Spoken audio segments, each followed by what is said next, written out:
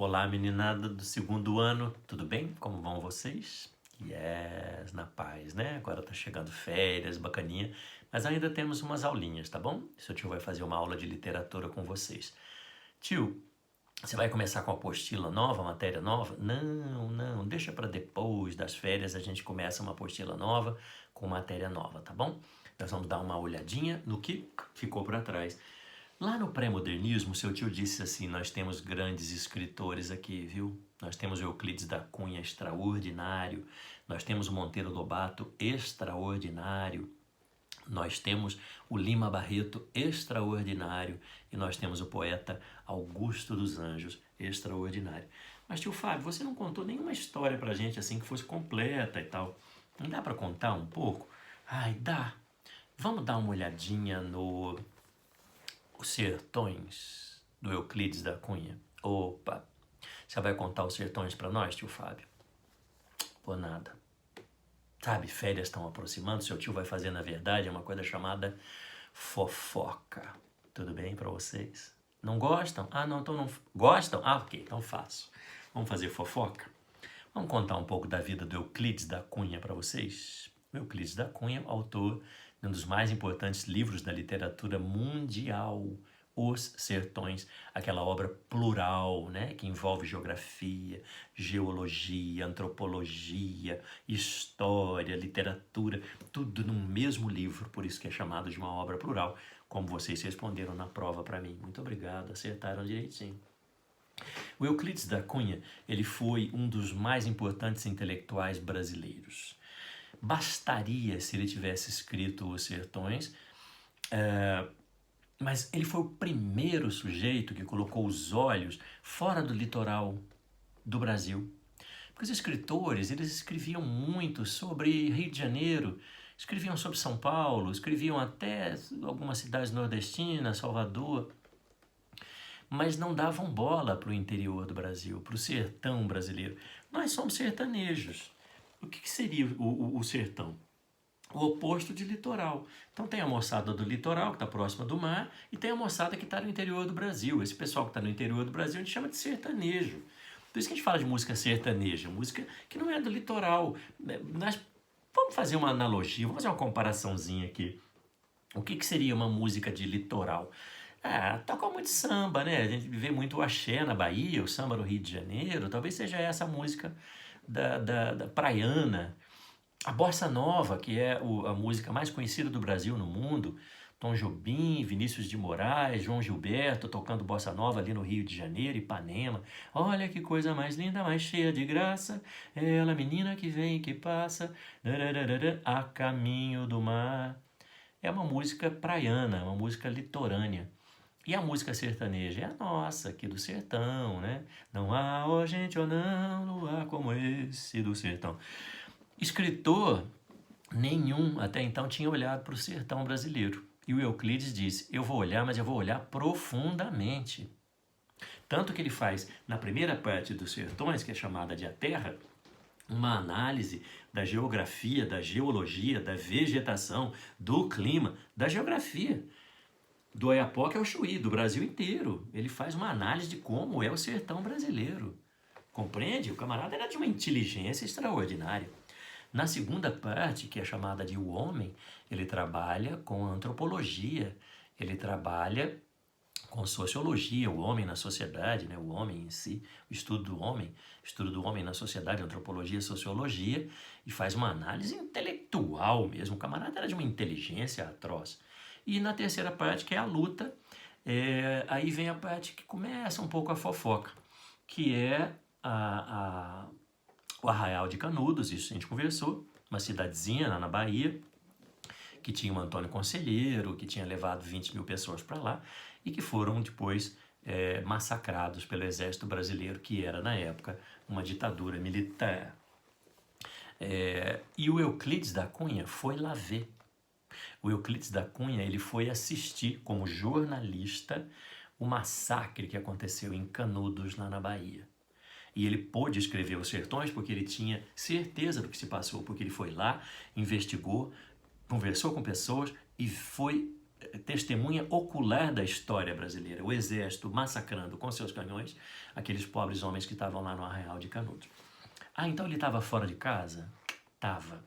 E ele vivia muito fora de casa. Por que fora de casa?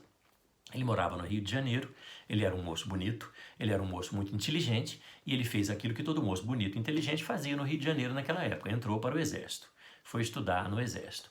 Ele concordava com as ordens oferecidas pelas autoridades militares?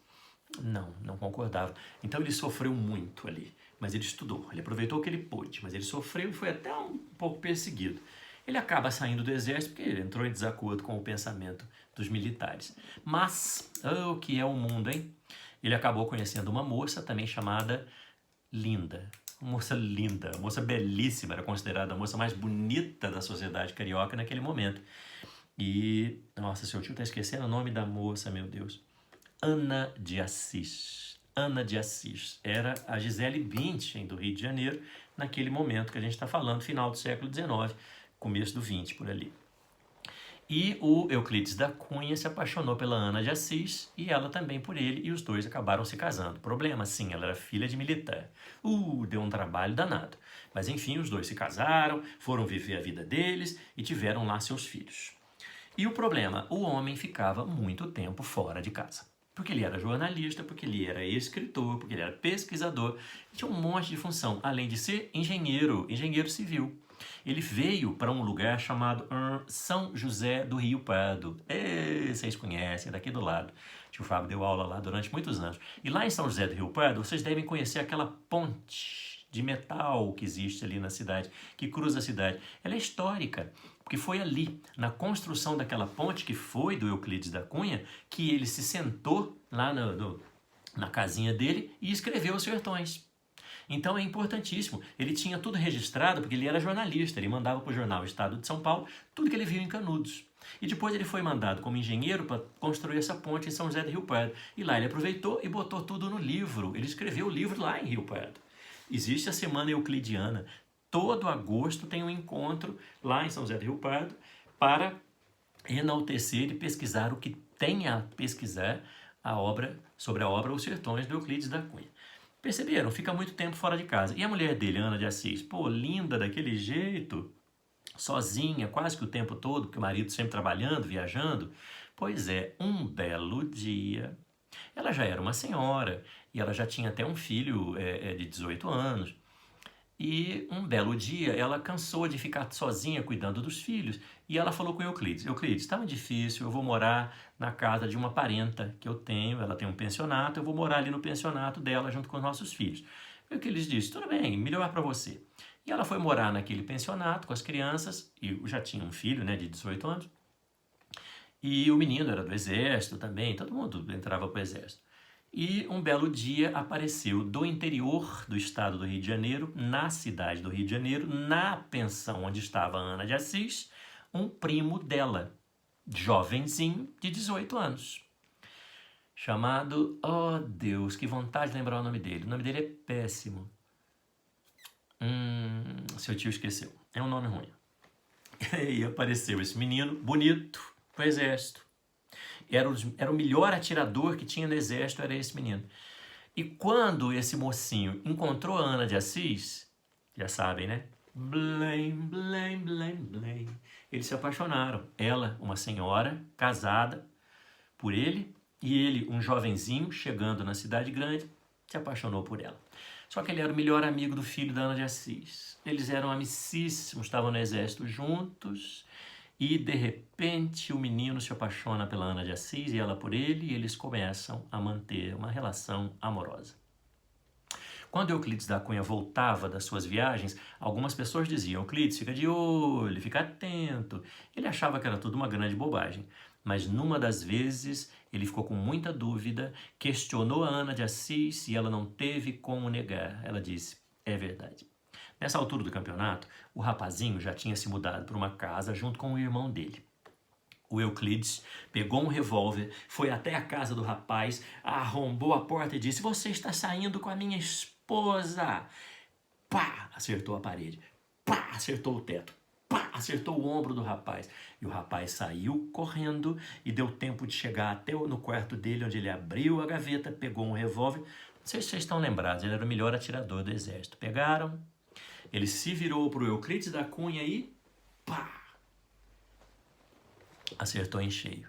Ele matou um dos maiores intelectuais do Brasil. Foi um escândalo. Nossa. Talvez o maior escândalo da literatura brasileira. Euclides da Cunha foi assassinado pelo amante da sua esposa. Só isso bastava, né, gente?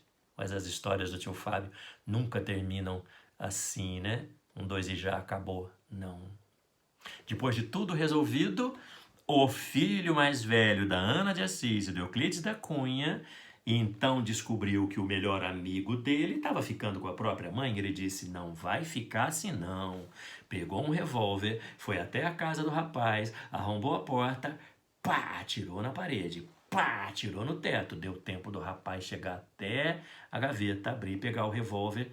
Não sei se vocês entenderam, ele era o melhor atirador do exército. Virou-se para o rapazinho e pá!